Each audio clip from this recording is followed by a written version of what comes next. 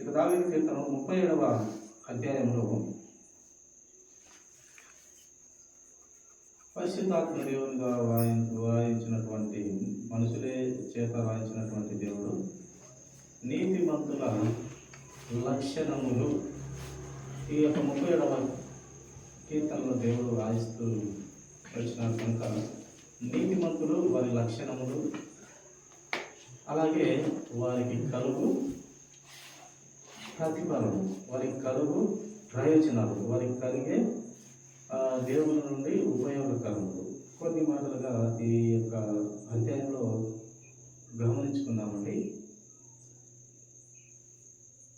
కీర్తన 37వ అధ్యాయము 3వ వచనంగా చదువుకొని మన తర్వాతగా మొదటి వచనంలో చదువుకున్నామండి. యెహోవా యందు నమ్మిక ఉంచి మేలు చేయము, దేశమందు నివసించి సత్యమును అనుసరించుము. ఈ దేశములో, ఈ లోకంలో ఎలాగా నివసించాలని దేవుడు కోరుతూ ఉన్నాడండి. సత్యమును అనుసరించుము అంటూ దేవుడు ఇక్కడ తెలియపరుస్తూ వచ్చినాడు. దేశంలో మనం బ్రతకాలి, కానీ ఏ దాని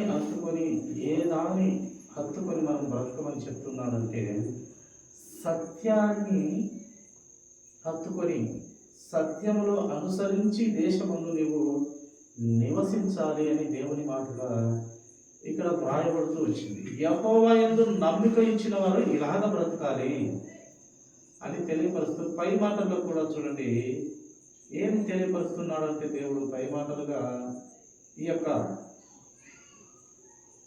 దేవుని యందు నమ్మిక ఇచ్చిన గురించి ఈ 3వ వచనంలో మాట్లాడుతూ నమ్మిక లేని వారి గురించి కూడా పై మాటలు 2 వచనాలుగా పై మాటల్లో దేవుడు తెలియపరుస్తూ వచ్చినాడు. మనం ఒకసారి చదువుకున్నామండి. మొదటి వచనం 37వ అధ్యాయము కీర్తనలో మొదటి వచనం, చెడ్డవారిని చూసి నీవు వ్యసన పడకుము. సరే, కొన్ని చెడ్డ క్రియలు, చెడ్డ ఆలోచనలతో బ్రతుకుతున్న వారిని చూసి నీవు అసూయపడకు, వారి స్థితిని గురించి ఆలోచించకు. ఒకప్పుడు నీ బ్రతుకు కూడా అలాంటి మురికి గుంటలో నుంచి వచ్చినదే. నీవు ఇప్పుడేదో పరిశుద్ధుడు, ఇప్పుడేదో నా రక్తంలో కడగబడినావు అని తెగ మురిసిపోకు, సంబరపడకు. నీ జీవితం ఒకప్పుడు అలాంటి జీవితం నుండి వచ్చింది కనుక వారిని చూసి వ్యసన పడకు సుమా అంటూ తెలియపరుస్తూ దుష్కార్యములు చేయి వారిని చూచి మత్సరపడకు.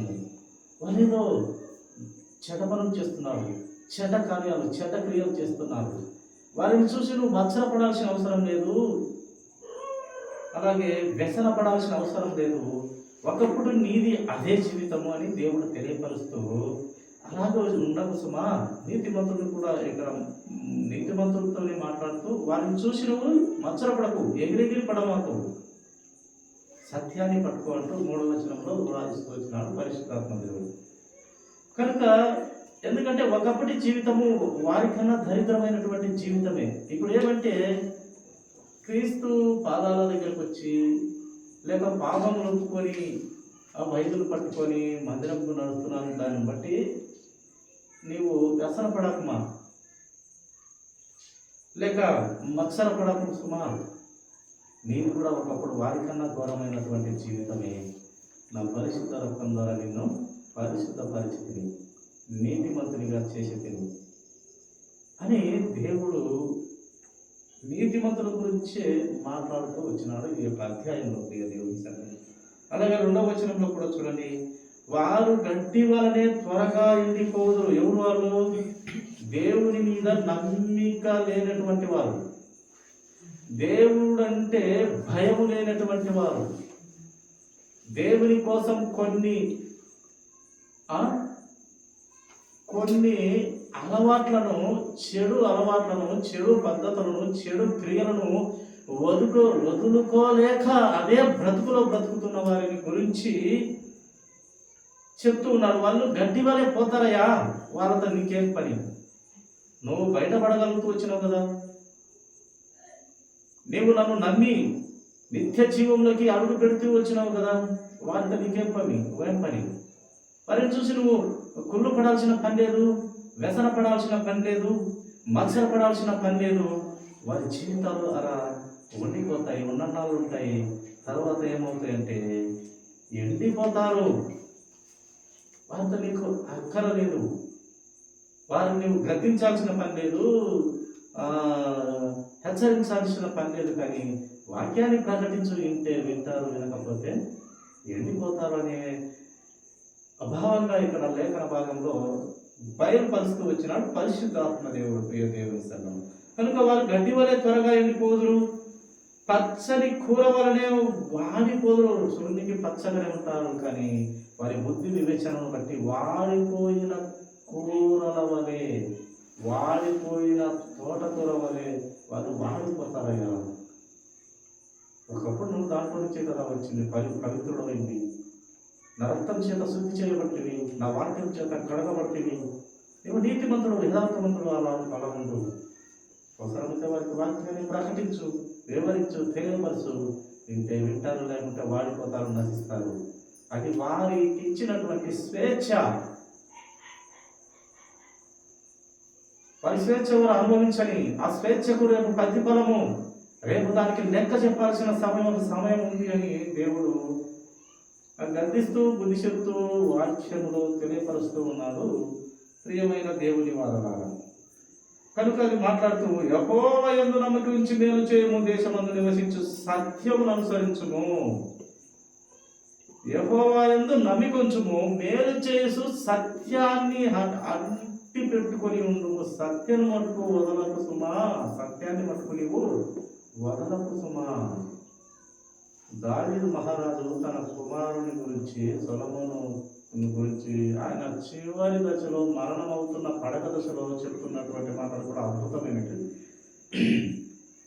ఆయన ఆస్తి, అంతస్తులు, వజ్ర వైభవాలు అన్ని సంపాదించి బిడ్డకిచ్చినప్పటికీ ఆయన చివరి సమయంలో, చనిపోతున్న సమయంలో తన బిడ్డకు చెప్తూ వచ్చినాడు. ఏం చెప్తూ వచ్చినాడంటే, నాయనా సొలొమోనా, నా కుమారుడా సొలొమోనా, నాయనా సృష్టికర్త అయిన దేవుని మరొక సుమా, ఆయన నీవు ఎప్పటికీ విడువకు సుమా.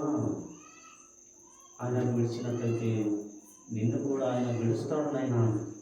ఆయన ఎప్పుడే కానీ తన్ని విడువద్దునైనా అని ఆయన మరణముకు దగ్గర ఉన్న సమయంలో మరణ పడక మీద ఆయనకు బోధ చేస్తూ వచ్చినాడు దావీదు మహారాజు తన కుమారునికి, సొలొమోను రాజుకి.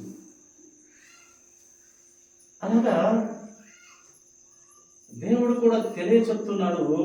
ఏం చెప్తున్నాడు అక్కడ? దావీదు మహారాజు అయితే కుమారునికి తెలియచెప్తూ వచ్చినాడు. ఆ కుమారునికే కాదు, ప్రతి ఆత్మీయ కుమారుడికి దావీదు మహారాజు తెలియచెప్పినట్టే. కానీ పరమ తండ్రి అయిన మన యేసయ్య, లేక మన తండ్రి దేవుడు మనకు పరిశుద్ధాత్మను కూడా తెలియపరుస్తున్నారు.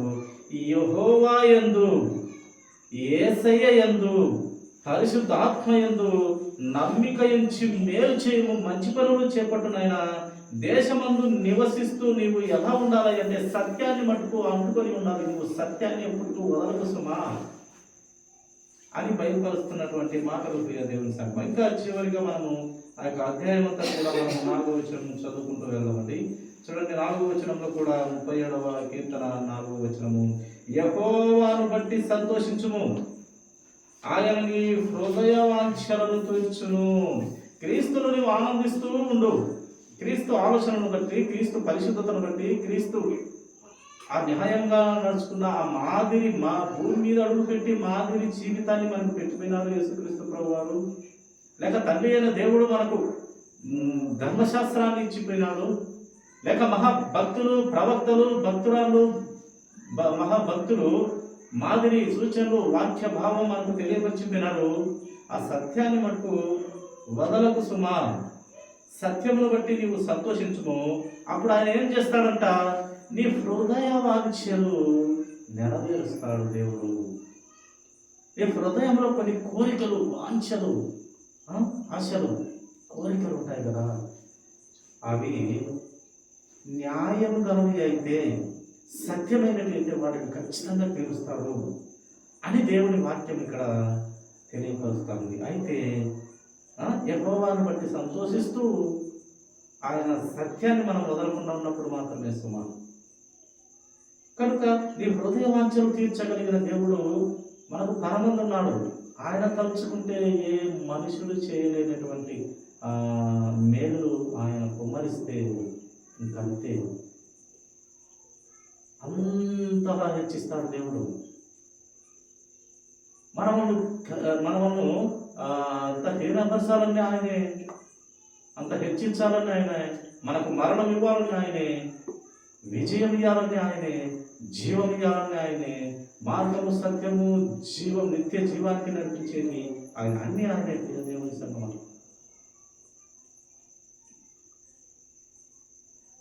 అలాగే 5వ వచనం చూడండి, నీ మార్గములు యెహోవాకు అప్పగింపుము.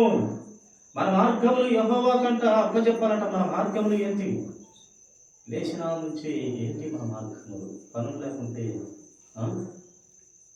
సులువుగా చిక్కులు పెట్టు పాపాలకి మనము ఉండకూడదు. ఏంటి నీ నీ నీ జీవితం ఏంటి? నా జీవితం ఏంటి? యేసయ్య పరిశుద్ధ రక్తంలో కడగబడినాక నీ కొన్ని అలవాట్లు, చెడ్డది అనిపించినటువంటి అలవాట్లు ఎన్ని మానుకున్నావు? ఎన్ని వదులుకున్నావు? నీ నీ నీ దారులు యెహోవాకు అప్పచెప్పుము. ఏంటి మన దారులు? కొన్నెన్నా వదులుకుంటున్నామా లేదా అని దేవుడు గద్దిస్తున్నాడు. ప్రియ దేవుని ఆలోచన కలిగినటువంటి పిల్లల, దేవుడు గద్దిస్తాడు. దేంతో గద్దిస్తాడు? ఒక మనిషిని పెట్టి కట్టి తీసుకొని పంపాడు, వాక్యంతోనే గద్దిస్తాడు. వాక్యము వాక్యము వాక్యము. అది 2 అంచుల ఖడ్గమై ఎటువైపైనా నరుకుంటూ వెళ్ళిపోతుంది. ఏ పక్క తప్పుంటే ఆ పక్క నరుకునిపోతుంది. ఏ పక్క తప్పుంటే ఈ పక్క పదులతో నరికిలేస్తుంది. ఆ పక్క తప్పుంటే ఆ పక్క పదులతో 2 అంచుల ఖడ్గమై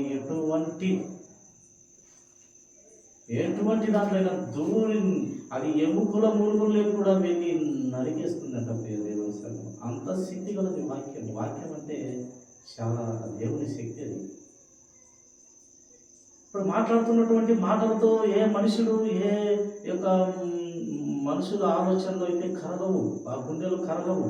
కానీ దేవుడు ఆ శక్తి ఇస్తాడు. అప్పుడుగా వాళ్ళు మారగలుగుతారు. దేవుడు ఆలోచన చేత వరకు ఏ మనుషుడు మారడు. మనుషుల మాటలతో అసలు మారడు. దేవుని వాక్యంతో ఆ బుద్ధి వివేచన జ్ఞానము కలుగుతుందంట పిల్లల. అయితే వివేకం ఉండి నడుచుకుని, భయభక్తులు ఉండి అలా నడిచిన వారి పట్లనే అలా నెరవేరుతుంది పిల్లల. ఎందుకంటే దేవుడు ఒక సమయంలో యేసుక్రీస్తు ప్రభువారి సాక్షాత్తు కొంతమంది పట్ల, కొంతమంది అనారోగ్యులుగా వచ్చినారంట. అనారోగ్యులుగా ప్రభు ఎదురుకి వచ్చినారు. కొంతమంది వాళ్ళు అన్ని జనులే కావచ్చు, దేవుని ఎరగనటువంటి పిల్లలే కావచ్చు, లేక దేవుణ్ణి ఎరిగిన పిల్లలే కావచ్చు. కొంతమంది వచ్చినప్పుడు ఆ సృష్టికర్త అయిన దేవుడు యేసయ్య అన్నమాట ఆ సమయంలో వారి అవిధేయతను బట్టి, వారిలో అవిధేయత ఉందంట. వారి హృదయాల్లో నమ్మకము లేదంట. వారి హృదయాల్లో విశ్వాసం లేదంట. దేవుడు వారిని ఎంత, వారి రోగాలే కావచ్చు, వారి అవసరాలే కావచ్చు, ఎంత వారి రోగం తీసుకొచ్చామనుకున్నా వారి అవిధేయతను బట్టి అక్కడ అద్భుత కార్యము కానీ, ఆ సూచిక క్రియలు కానీ, ఆ రోగం పోవుట కానీ సృష్టికర్త వలనే కాలేదు అని దేవుడే స్వయంగా యేసుక్రీస్తు ప్రభు అనే పరిశుద్ధ గ్రంథంలో రాయించింది. అంటే అవతలి వ్యక్తి పట్ల దేవుని మీద విధేయత ఉంటే, వారు పూర్తిగా విశ్వసించినట్లయితే, వారు పూర్తిగా విధేయతలో ఉంటే, వారు పూర్తిగా విశ్వాసంలో ఉంటే వారి హృదయంలో అనుకున్న వాంఛలు నెరవేరుతాయి. కానీ అవిధేయత ఉంటే నెరవేర్చబడవని సాక్షాత్తు యేసుక్రీస్తు ప్రభు వారి జీవితంలోనే, ఆ మాదిరి జీవితంలోనే మనకు తెలియపరుస్తూ వచ్చినాడు జీవ గ్రంథంలో. అవిధేయత ఉంటే యేసుక్రీస్తు ప్రభు వారు కూడా అక్కడ అద్భుత కార్యము వారి జీవితాలలో చేయలేకపోయాను అని వ్రాయిస్తూ వచ్చినాడు పరిశుద్ధాత్మ దేవుడు. యేసుక్రీస్తు ప్రభు వారే చెప్పినాడు. ఇంకా సాధారణ మానవులు, పాపము ఉన్నటువంటి మన పరిస్థితి, మనము చేస్తే ఇంకా నయమైపోయారు. విధేయత ఉంటే కొంచెం మట్టుకైనా మేలవుతుంది కానీ, కొంచెం విశ్వాసం ఉంటే కొంచెం మట్టుకైనా మేలవుతుంది కానీ, కొంచెం నమ్మిక ఉంచితే కొంచెం మటుకు మేలవుతుంది కానీ, అసలు ఆ విధేయత, నమ్మిక, విశ్వాసము లేకుంటే, అవిధేయతలో ఉంటే ఎలా నయమవుతుంది? ఏ రోగం నయమవుతుంది? ఏ హృదయ వాంఛలు నెరవేర్చబడతాయి? ఏ సూచక క్రియ, ఏ అద్భుత కార్యము నెరవేరబడుతుంది? ప్రియ దేవుని సహోదరులారా, కనుక హృదయంలో మంచి లక్షణములు కలిగిన ఆలోచనలు ఉంటే అవి ఎప్పటికైనా, ఈసారి జరగకపోయినా ఇంకొకసారైనా, సరే ఇంకోసారి కాకపోయినా ఇంకోసారైనా, వారు దేవుని కృపను పొందుకుంటూ వచ్చారు, వారు దేవుని దయను పొందుకుంటూ వచ్చారు, దేవుని కరుణ పొందుకుంటూ వచ్చారు, దేవుని మహోన్నతమైన వాత్సల్యతను, ఆ ప్రేమను పొందుకుంటూ వస్తారు. అయితే అవిధేయత ఉండకూడదు సుమా. విధేయత, విశ్వాసము, నమ్మిక ఉన్నప్పుడు ఇవి జరుగుతూ వస్తాయి. అవి లేకుంటే దేవుడు కూడా, యేసుక్రీస్తు ప్రభు వారు కూడా చేయలేకపోయాను అక్కడ కార్యము అని జీవ గ్రంథంలో దేవుడు వ్రాయించినాడు. కనుక ఎలా ఉండాలా? నా మార్గము ఎలా ఉండాలంట? మన మార్గములు దేవునికి అప్పగింపబడేలాగా నీ మార్గము, నా మార్గము ఉండాలని దేవుడు కోరుతూ ఉన్నాడు. నీ మార్గములు యెహోవాకు అప్పగింపు. ఏంటి మన మార్గములు? చాలా దరిద్రమైనటువంటి ఒకరి దినదిన చర్యలు. పొద్దున్న లేచిన నుంచి సాయంత్రం వరకు కొందరి క్రియలు మనకు తెలిసే ఉంటాయి. ఏమి ప్రయోజనం లేనటువంటి క్రియలుగా ఉంటాయి. కొన్నిలా దేవుడు మెచ్చే క్రియలుగా ఉండవు. ఎందుకంటే యుగ సంబంధమైన దేవత అంటే సాతానుగాడు వారి కన్నులను బాగా మందం చేసి, గుడ్డితనాన్ని కలుగజేసి, వారి హృదయ కన్నులను గుడ్డితనంలో పడేస్తాడు. మళ్ళీ యథాపకరము బైబిల్ పట్టుకొని పోయేది, ప్రార్థనకు పోయేది, గొప్ప మాటలు మాట్లాడేది, నీతి మాటలు మాట్లాడే క్రియలు చూస్తే ఇంత అద్భుతమైన బ్రతుకులుగా ఉంటుంది. ప్రతి ఒక్కరి జీవితంలో, నా జీవితంలో కూడా ఇలాగే జరుగుతూ ఉంటుంది దేవుని సంగతి. కనుక వాక్యాన్ని బట్టి ప్రతిరోజు మన దినదిన చర్యలు ప్రభువుకి ఇష్టమైనట్టుగా లేవా? ఇది ఇష్టం లేదు అని మనకు మన సాక్షి లేక పరిశుద్ధాత్మ దేవుడు హెచ్చరిస్తూ గర్దిస్తూ ఉంటాడు. అప్పుడైనా మనము మారగలుగుతూ రావాలి. ప్రభువును బట్టి మన చెడు చూపు కానీ, మన క్రియలు, మన చేతులారా చేసే క్రియలు కానీ పరిశుద్ధాత్మ దేవుడి ద్వారా గర్తింపుకు గురై మార్చుకుంటూ వెళితే దేవుడు సంతోషిస్తాడు. కానీ నీ బ్రతుకును మట్టుకు అలాగని ఒక అవిధేయుడు మాత్రంగా ఉన్నట్లయితే నిజంగా దేవుడు ఏ ప్రయోజనం లేని బ్రతుకు. అటువంటి వారిని ఏమంటున్నాడు బైబిల్ భాషలో? వేషధారులారా, సున్నము కొట్టిన సమాధులారా అని దేవుడు బాధపడుతుంటాడు. ఓ కొరోజీ, ఎన్ని అద్భుత కార్యాలు మీ కోసం చేశాను.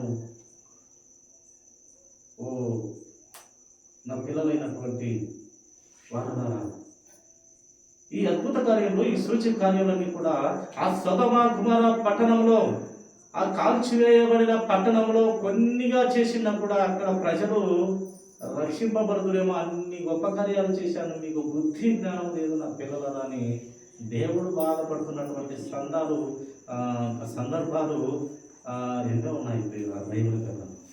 బాధపడుతున్నాడు ఆయన. సొదొమ గొమొర్రా పట్టణంలో విపరీతమైన పాపాన్ని బట్టి అగ్నితో కాల్చి వేసి తిని, ఇక్కడైతే మీకు ఇన్ని గొప్ప కార్యాలు, అద్భుత క్రియలు, సూచక్రియలు చేశాను, కానీ ఇవే అక్కడ చేసింటే ఆ పట్టణాన్ని కాల్చివేయక వారు మారుండొచ్చు అని మనకు బుద్ధి చెప్తూ ఆ మాటలు దేవుడు రాయిస్తూ వచ్చినాడు. ప్రియ దేవుని సంఘం, కనుక మన మార్గములు యెహోవాకు అప్పచెప్పాలి. నీవు ఆయనను నమ్ముకొను, ఆయన నీ కార్యమును నెరవేర్చును. మనం ఆయనను నమ్ముకుంటే ఆయన మన కార్యాలు నెరవేరుస్తాడు. నీ నీ కార్యము దేవుని చిత్తములో అయినటువంటి కార్యమై ఉండాలి ప్రియ దేవుని బిడ్డ, దేవుని కుమారుడు, దేవుని కుమార్తె. మన ఆలోచన దేవుడు ఇష్టపడేలా ఉండాలి. అప్పుడుదా దేవుడు నీ కార్యానికి ఆయన ద్వారాలు తెరుస్తాడు. ఆయన ద్వారాలు తెరిచిందంటే ఇంకైతే నీ జీవితము ఉన్నతమైన స్థితిలోకి వెళ్తుంది ప్రియ దేవుని సంగమా. కనుక ఆయనను నమ్ముకొని ఆయన నీ కార్యము నెరవేరుస్తాడు. మనం నమ్ముకొని ఉంటే మన కార్యము నెరవేర్చే దేవుడుగా ఆయన ఉన్నాడు. అదే 37వ అధ్యాయము 7వ వచనం కూడా చదువుకుని చూడండి. యెహోవా ఎదుట మౌనముగా నుండి ఆయన కొరకు కనిపెట్టుకొనుము. మౌనంగా ఉండండి. శ్రమలు రాని, ఇరుకులు రాని, బాధలు రాని, ఇబ్బందులు ఏమన్నా రాని మౌనంగా ఉండు. నీ విశ్వాసం నీ హృదయంలో ఉంది కదా. ఆవగించేంత విశ్వాసం లేదా నా ప్రియ సోదరి సోదరుడా, నా బిడ్డ, నా రక్తంలో కడుపబడినటువంటి బిడ్డ, ఆవగించేంత విశ్వాసం ఉంచుకోరు. నా కుమార్తె, నా కుమారుడా, అద్భుతాలు చేయగలవు. నీవు నమ్మిక ఉంచుము దేవుని పట్ల, ఆవగించేంత విశ్వాసం ఉంచుము. అవిధేయత మట్టుకు మనసులో ఉంచకు సుమా. ఆవగించేంత విశ్వాసంతో ఉండు, మౌనముగా ఉండు.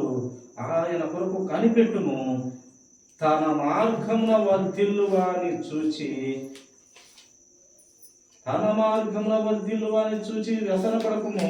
దురాలోచనలను నెరవేర్చుకొని వాని చూచి వ్యసనపడకుము. చూడండి, దురాలోచనలు మొదటి వచనంలోనే మాట చదువుకున్నాము. దురాలోచనలు చేసిన వారిని చూసి వ్యసనపడకము, దురాలోచనలు నెరవేర్చుకుని వారిని చూసి నువ్వు వ్యసనపడకము. అది చూసేవాడు చూసుకుంటాడు. సర్వశక్తిమంతుడు ఉన్నాడు. వారికి ఇస్తాడు ఇస్తాడు ఇస్తాడు ఇస్తాడు ఇస్తాడు ఇస్తాడు. ఆయనది ఇచ్చేది ఆ అవకాశం, సమయం. ఇచ్చి ఇచ్చి ఇచ్చి దేవునికే యాత్రికి వచ్చినప్పుడు ఎన్ని మార్పులు గర్తించినా విననటువంటి వాడు ఏమవుతాడని గ్రంథంలో రాయబడుతూ వచ్చింది. సామెతల గ్రంథము 29 మొదటి వచనంలో ఎన్నిసార్లు వాక్యంతో గర్తించిన వాడు వినకుంటే ఏమవుతుందంటారు? హఠాత్తుగా మరణము జరుగుతున్నది. ఈ కాలంలో మనము ఎన్నో హఠాత్ మరణాలు చూస్తున్నాం. ఈరోజు ఇంకొకరికి వచ్చింది, రేపు ఇంకొకరికి వస్తుంది, రేపు నీకు వస్తుంది, మన్నాడు నాకు వస్తుంది. అందరం వెళ్ళిపోయారు. ఏ భేదం లేదు. పుట్టినటువంటి వారు మళ్ళీ మన్నుకు వచ్చినటువంటి వారు మళ్ళీ మన్నుకు చేరక తప్పదు. కానీ ఆ మన్నుకు చేరే సమయము నీవు దేవుని సహవాసం నుండి పోతే మనకు ధన్యత, దీవెన. ప్రభువునందు మృతిలందు మనుషులరా మీరు ధన్యులోని పరలోక రాజ్యం నుండి యోహాను భక్తుడు ఆ స్వరము విని గ్రంథంలో రాయించినాడు. ఎవరి నుండి ఉన్నటువంటి భక్తులు ధన్యులను రాయబడుతూ వచ్చింది. ప్రభువునందు మృతి పొందితే వారు ధన్యులు. కనుక ప్రభువులో ఉండి చనిపోతే మనకు ధన్యత, మనకు పరలోక రాజ్యము, నిత్య జీవము, ఆయన దగ్గర స్థానము. నీవు బాగా నడుచుకున్నట్లయితే, దేవునికి ఇష్టంగా ఉన్నట్లయితే, నీ యొక్క బ్రతుకు మార్చుకొని దేవుని మార్గంలోకి వచ్చినట్లయితే, నీ బ్రతుకు నీ ఇష్టానుసారంగా బ్రతకూడదు సుమా. దేవుడిచ్చిన జీవితం మన ఇష్టానుసారంగా బ్రతికేది కాదు. దేవునికి ఇష్టంగా మన బ్రతుకులను మార్చుకొని చెప్పుకుంటూ ముందుకు వెళ్ళడమే దేవుడు సంతోషపడే విషయం. కనుక దేవుని ఇష్టానుసారంగా మనం ముందుకు వెళ్తే దేవుడు మనకు అక్కడ బహుమానాలు ఇస్తాడు, జీవజల బుగ్గలు ఇస్తాడు, జీవ వృక్ష ఫలాలు ఇస్తాడు, కిరీటాలు ఇస్తాడు, చాలా ఇస్తాడు. అక్కడ చాలా తలగా నన్ను అందరినీ పెట్టబోతున్నాడు ఆయన. అయితే విశ్వాసం మనము ఆరోగ్యంతైనా మనము దేవుని పట్ల విశ్వాసంతో ఉంటూ మన పొరపాటు సంబంధమైన జీవన విధానంలో చిన్న చిన్న ఈ దేవునికి ఇష్టం లేనివి సులువుగా చిక్కులు పెట్టు పాపాలను ప్రభు కోసము మనం వదులుకుంటూ వెళ్తే దేవుడు సంతోషిస్తాడు. ఏం విడిచిపెట్టుకుంటున్నాం మనము మన జీవన విధానంలో? చూడండి, ప్రార్థనకు వెళ్తాం, ఆ సీరియల్ చూస్తాం, సంతోషిస్తాం, సినిమాలకు వెళ్తాం, సంతోషిస్తుంటాం, మళ్ళీ దేవుడి సన్నిధిలోకి వెళ్తాం, సంతోషిస్తాం. ఇవన్నీ అసలు దేవుని కోసం కొన్ని వదలమనేటి, కొన్ని చేయకూడదు అనేటివి ఆగలం, కొన్ని ఆగలము. అప్పుడుదా నీవు ఏదో ఆవుగింత విశ్వాసంలోకి వచ్చినట్టు. మామూలుగా జీవితము కొనసాగుతూనే ఈ లోకంతో నువ్వు కొనసాగుతూ ఉంటే ఏ ప్రయోజనం లేదు. నీకు బహుమతులు ఉండవు, ఏముండవు. అలా సచ్చిన శవంలా ఉంటావు. ఎక్కడ? పరలోక రాజ్యంలో అయితే ఉంటావు. ఎందుకుంటావు? ఏదో ఒక సమయంలో నీ పాపాన్ని బట్టి, అయ్యా నేను పాపం నేను ఒప్పుకునే అవసరం, ఆ ఒప్పుకున్న మాట నిన్ను కాపాడి ఆ పరలోక రాజ్యంలో ఉంటావు. కానీ నీవు సరి అయిన దేవునికి ఇష్టంగా బ్రతికినట్లయితే, దేవుని ఉన్నతమైన మార్గములలో దేవుడు ఉన్నతుడైన దేవుని దగ్గర ఉండాలంటే మనం ఈ లోకంలో కొన్ని దేవునికి మార్గాల్లో నడవాలంటే మన మార్గాలు కొన్ని విడిచిపెట్టాలి. మన మార్గాలు విడిచిపెట్టకుండా నేను యేసు ప్రభువుని నమ్మాను, గుడికి వెళ్తున్నాను నామకర్తంగా నీవు ఉన్నట్లయితే నువ్వైతే పరలోక రాజ్యంలో అయితే ఉంటావు. కానీ ఎక్కడో చచ్చిపోయిన శవంగా, ఎక్కడో దూరంగా ఏడుపు గుట్టు మగం వేసుకొని ఉంటావు. అది కూడా ఏ కారణం చేత పరలోక రాజ్యంలో ఉంటావంటే, ప్రభువును ఒప్పుకున్న ఒకే ఒక కారణం చేత ఆ వరాన్ని పొందుకున్న వాడివి, ఆ వరాన్ని పొందుకున్న దానిపై ఏదో ఒక మూల ఏడుపు గుట్టు మగంతో ఉంటావు. అది కూడా నిజం. ప్రియ దేవుని సంఘం, ఎప్పుడు విశ్వాసం లేని బిడ్డలముగా మన మార్గములు ప్రభు కోసం వదులుకోలేక ఉన్న బిడ్డలముగా ఉన్నప్పుడు అలాంటి పరిస్థితి వస్తుంది. కానీ దేవుని కోసం మన పొరపాట్ల అలవాట్లు మార్చుకుంటే దేవునికి మరింత దగ్గరగా, ఆయన ఇచ్చే ప్రతి బహుమానం పొందుకునే బిడ్డలముగా దగ్గరగా ఉంటాం. అప్పుడు విశ్వాసము ఆవరించేంతగా ఉన్నప్పుడు ఆ ప్రభుత్వ దగ్గర ఉంటాం. కనుక ప్రియ దేవుని సంగమా, దేవునికి దగ్గరగా ఉండాలంటే మన ఆలోచన చొప్పున మనము బ్రతకకూడదు అనేది దివ్య గ్రంథం మనకు వివరిస్తుంది, తెలియపరుస్తుంది, గద్దిస్తుంది, బుద్ధి చెప్తుంది, మనకు విజయం వైపు వెళ్ళడానికి ఆలోచన చెప్తుంది. అది గమనించుకున్నట్లయితే మనకు ధన్యత, మనకు మేలు. దేవుని దగ్గర ఉంటాం, సహ పరిశుద్ధులతో ఉంటాం. మనకు సీనియర్ భక్తులు, మన పితరులు అబ్రహాము, ఆదాము, అవ్వ, ఈ గొప్ప గొప్పవారు మహాభక్తులు ఉన్నారు. వీళ్ళందరితో మనం కలిసి వెలిసి ఉండొచ్చు. విశ్వాసం బాగుండాలి సుమా. కనుక దేవుని సంగమా, మనము మన కొద్ది పొరపాట్ల ఆలోచనలు వదులుకుంటూ వెళ్తే దేవుడు సంతోషిస్తారు. మన అలవాట్లు మనలోనే ఉంచుకొని, మన పరికమాలన బుద్ధులు మనలోనే ఉంచుకొని, నేను దేవుని నమ్మాను, నేను గుడికి వెళ్తున్నాను, నేను మందిరానికి పోతున్నాను, కాలుకి వెళ్తున్నాను, దశం బాగా వేస్తున్నాను, నేను కుటుంబంలో కూడికలు పెడుతున్నాను, ఏమన్నా చెప్పు, ఏ ప్రయోజనం లేదు. ఉంటావు, ఇందాకన్నట్టు పరలోక రాజ్యంలో ఉంటావు. ఎక్కడో ఏడుపు కుటుంబం వేసుకొని చాలా దూరంలో ఉంటావు. కానీ మా ముఖంలో కళ, ఆ తేజస్సు, ఆ దేవునితో సంబంధంలో ఉంటే నీవు దేవునికి దగ్గరగా దేవదూత వలె నీ ముఖం ముందులాగా ఉండాలంటే ఈ లోకంలో మన బ్రతుకు దేవుని కోసం కొన్ని అలవాట్లు వదులుకునే బిడ్డలుగా, దేవుని కోసం మన చెడ్డ ఆలోచనలు వదులుకున్న కుమారుడుగా ఉండాలని దేవుడు కోరుతున్నాడు. మన ఇష్టానుసారంగా మనం బ్రతుకుతే మటుకు ఉంటాము, కానీ పరలోక రాజ్యంలో ఉంటాము. కానీ ఎక్కడో ఇసిరేసిన గొంగని, ఇసిరేసిన వస్తువులాగా ఒక దిక్కువాన్ని ముఖం వేసుకొని ఏదో ఒక మూల ఏడుపు కుటుంబంతో ఉండాల్సిన పరిస్థితి ఉంటుంది. అది కూడా దేవుని వరముతో, అది కూడా పరలోక రాజ్యంలో ఒక మూల ఎక్కడ ఉంటాము. ఎందుకుంటామంటే, అయ్యా నేను బాప్తిసం తీసుకొని, మా పాప క్షమాపణ నిమిత్తం బాప్తిసం తీసుకొని సొంత నోటితో ఒప్పుకున్నావు కదా, అది నిన్ను కాపాడి ఆ పరలోక రాజ్యంలో వేస్తుంది. లేకుంటే అది కూడా లేకుంటే గొప్పది. కనుక దేవుని సంగమా, దేవుని పిల్లలుగా ఉన్న వారిని ఆయన నీతిమంతుల లక్షణములు చూసి ఆయన అక్కడ మనకు ప్రతిఫలాలు ఇస్తాడు. ఆ ప్రతిఫలాలను పొందుకునే బిడ్డలుగా ఉండాలి. ఇప్పుడు పౌలు గారు అన్నారు, ఏమన్నారంటే ఆయన ఒక మాట, ఆయన ప్రతిదినాలు మాట్లాడుతూ, పరిశుద్ధాత్మను పొందుకొని మాట్లాడుతూ, తండ్రి లేక మనుషులను ఉద్దేశించి మాట్లాడుతూ, నేను నా విశ్వాసమును కాపాడుకుంటుని, నా పరుగు తుదముట్టించి తిని, నేను ఇంకా వెడలి తిని, నేను వయసు మీద పడిన వాడినైతేని, అయితే వయసు మీద పడినప్పటికీ నా విశ్వాసాన్ని, నా పరువు తొలగుట్టించి నా విశ్వాసాన్ని కాపాడుకుంటుని, ఇక నాకు నీతి కిరీటము పరలోక రాజ్యంలో ఉంది అని చెప్పినాడు ఆయన. ఆ మహాభక్తుడు నాకు నీతి కిరీటము పరలోక రాజ్యంలో రెడీగా పెట్టినాడని ఆయన పరిశుద్ధాత్మను పొందుకొని నిజమైన మాట, వాస్తవమైన మాట, లేక ఒక ప్రవచనమే చెప్పినాడు ఆయన. ఆయన చెప్తూ ఆడ మరొక మాట కూడా అన్నాడు, నాకే కాదు మీకు కూడాను నీతి కిరీటాలు, ఆయన ఇచ్చే ప్రతి బహుమానాలు మీకు కూడా ఇవ్వాలని ఆయన సిద్ధ మనసు కలిగి ఉన్నాడు. మీరు విశ్వాసాన్ని కాపాడుకోండి. నీ పరుగు, నీ ఆయుస్సు పోయేంత వరకు నీ పరుగు, నీ విశ్వాస పరుగు, నీ భక్తి జీవితం కాపాడుకొని తెలియపరుస్తూ ఆయన విలువైన మాట చెప్పటం మనం గ్రంథంలో చూస్తాం. కనుక నాకే కాదు జీవ కిరీటం మీకు అందరికీ ఉంది. అయితే విశ్వాసాన్ని కోల్పోకూడదు. విశ్వాసాన్ని మనము కాపాడుకుంటూ ప్రతిరోజు నేర్చుకుంటూ ముందుకు వెళ్ళాలి. ఆవగింజంతో విశ్వాసమైన మన హృదయంలో ఉంచుకోవాలి. దేవునికి ఇష్టంగా బ్రతకాలి. దేవునికి ఇష్టంగా బ్రతకాలంటే మనకు ఇష్టమైనవి కొన్ని, దేవునికి అసహించుకున్న కొన్ని మార్గంలో మనము వదులుకోవాలి అంటూ దేవుడు బయలుపరుస్తున్నాడు. ప్రియ దేవుని ఆలోచనలో ఉన్నటువంటి పిల్లలను కనుక చూడండి, ఇంకా ఆయన చాలా మాటలు మాట్లాడు. కోపం మాము, ఆగ్రహము విడిచిపెట్టము, వ్యసన పడకము, అది కీడుకే కారణము. కోపం కానీ ఆగ్రహం కానీ అది విడిచిపెట్టండి.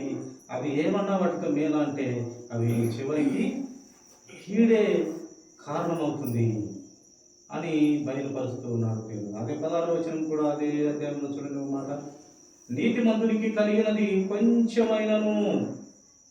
ఏం చెప్తున్నాడంటే దేవుడు చూడండి, నీతిమంతునికి కలిగినది కొంచెమైనను బహుమంది భక్తిహీనుల కన్నా ధన సమృద్ధి కంటే శ్రేష్టము. ఒక నీతిమంతుని కంట కొంచెము ఉన్న